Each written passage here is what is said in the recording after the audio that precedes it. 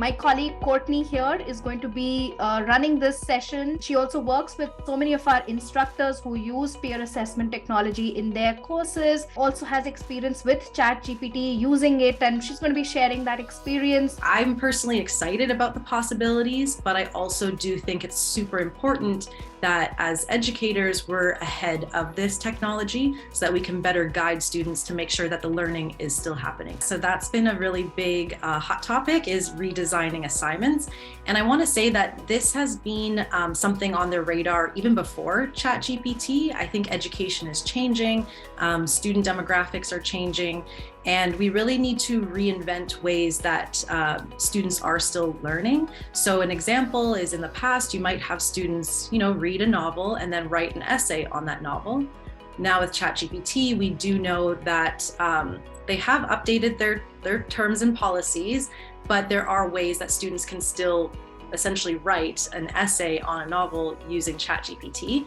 So as educators, it's really important to rethink, okay, how can we still ensure that our learning objectives are being met, but we're not shying away from this technology, because it is out there and it's not going away.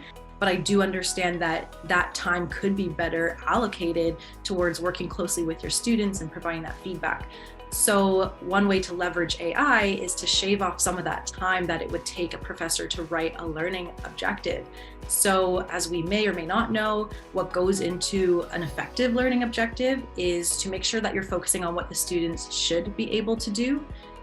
So the specific action or behavior that they should be able to perform after completing the activity. You want to use specific and measurable language as well. Kritik, we always suggest using Bloom's taxonomy, especially those measurable verbs. Once you have your clear learning objective established, you're ready to create a learning activity.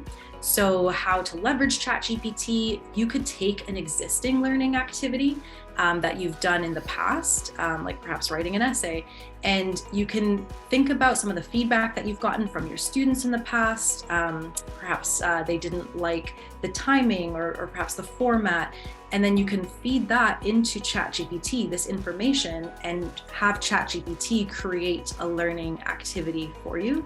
So how we can leverage ChatGPT and AI to help us with this, because this is another time-consuming task that it takes a lot of time for a professor to work a rubric, and these should be living documents. After every course, after every semester, I think it's a really good practice to gain student feedback and hear from the learners themselves what worked, what didn't work, and tweak your rubric to fit that feedback, because at the end of the day, our goal is to make sure that learning is happening and that the students are engaged.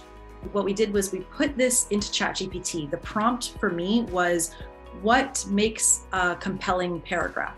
What goes into a compelling conclusion for an op-ed? And then ChatGPT gave me a long list. And then I used that same prompt window because I wanted to remember that information. And I said, rewrite this rubric using that knowledge. And here we can see same rubric, but now the highest level for the conclusion criterion is it provides a powerful, memorable, well-crafted concluding paragraph that effectively reinforces the opinion or the point of focus and leaves a lasting impact on the reader. Now that's a lot more clear.